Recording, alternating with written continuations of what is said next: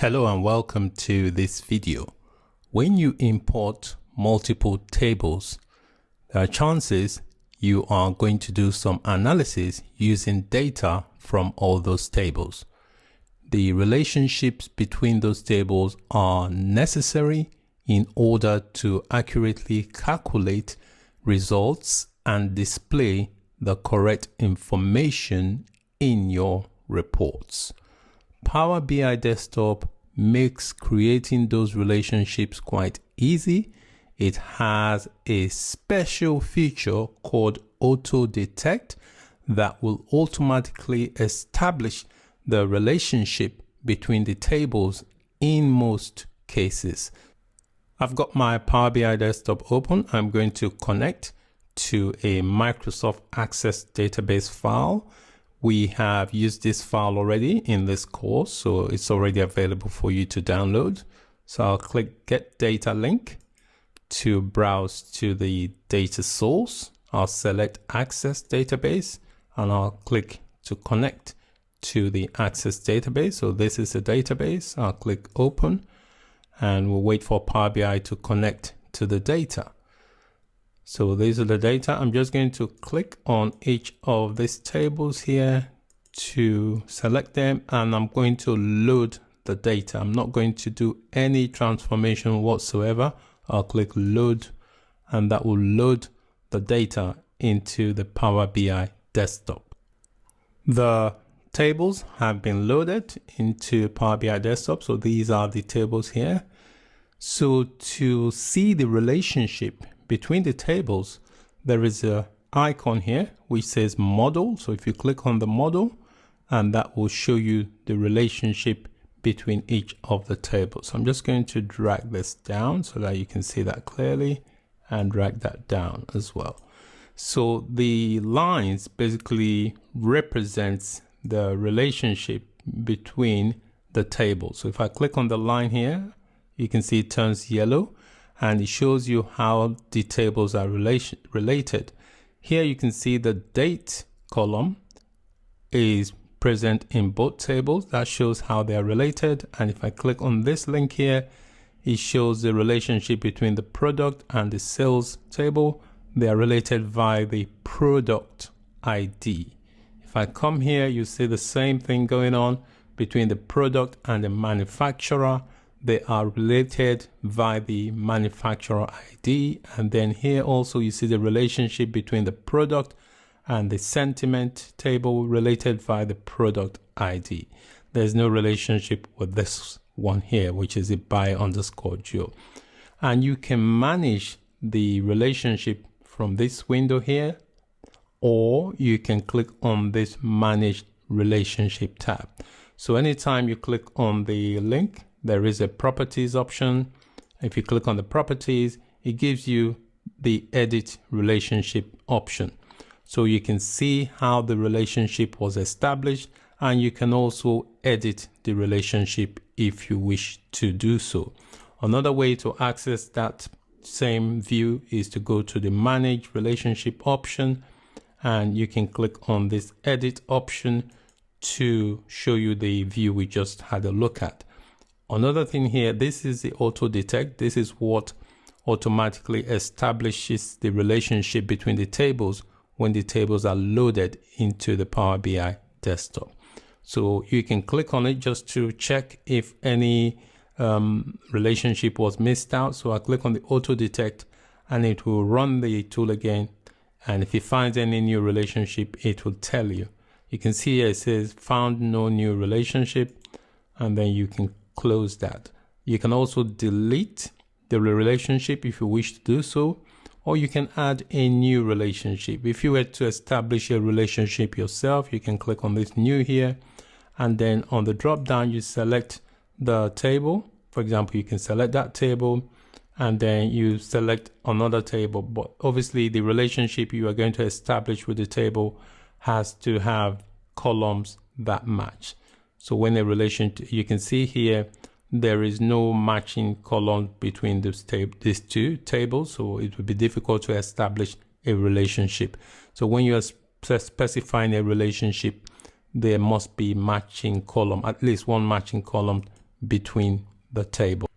Another thing I want to explain to you is something called cardinality of the relationship.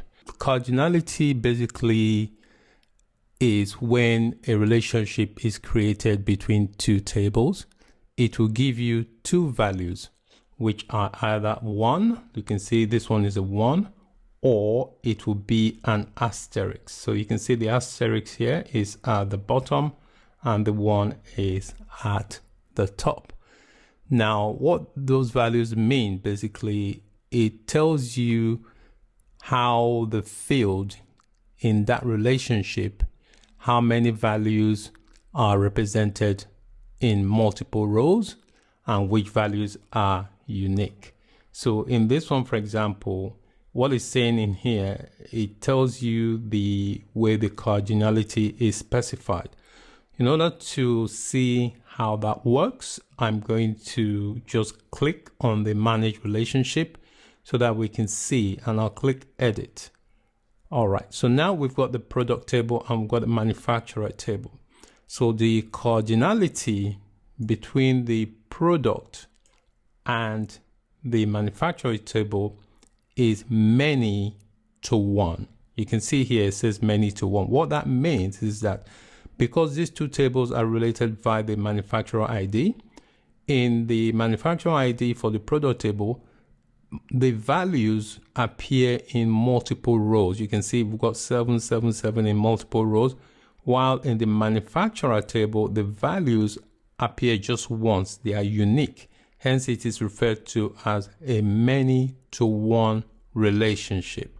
There are other types of relationship. You have a one to many, a one to one, one to many, and many to many. So the principle I've just explained works in the same way. So if you look at the product here, you've got the cardinality here. You can see here we've got the asterisk, which indicates a many to 1 relationship. So what that means is that in the manufacturer ID for the manufacturer table, the value appears 1 is unique, while inside the product table, that manufacturer ID appears in multiple rows. So the same ID or the same value appears in multiple rows. So it's regarded as a many to 1. Many is represented by the asterisk, and then 1 obviously by the number 1. Another thing I want to explain is cross filtering.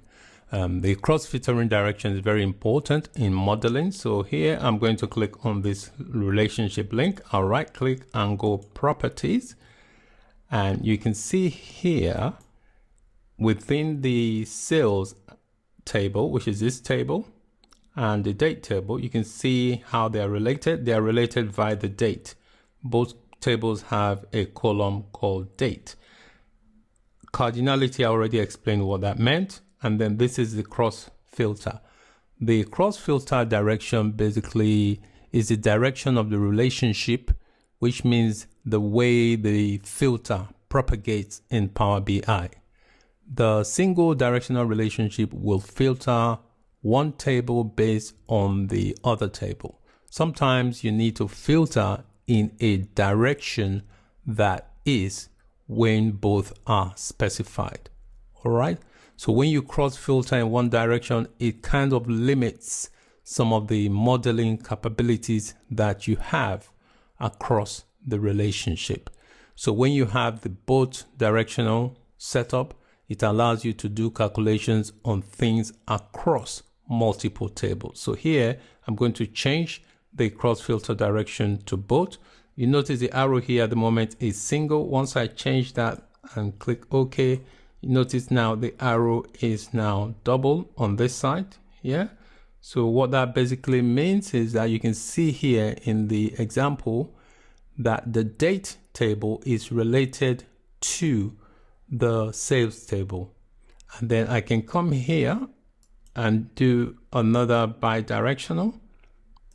Okay, so I'll do both, and then here you can also see the relationship with the sales table up to the product table. So managing your relationships in Power BI is very important. Also, you can hide columns. If there are columns that you feel that you don't use as often, you just right click and there's an option to hide the column so that when you generate a report, that column is ignored. Also, you can hide tables. For example, if I wanted to hide this particular table, I click on here and there's an option to hide this report. You can see it goes gray. What that means, when you now do a report, that table will be ignored. So anytime you want to manage your relationship, you can do that by here, this area here, or you click on manage relationship. Okay, so notice that the auto detect is very, very important. It automatically does most of the work for you.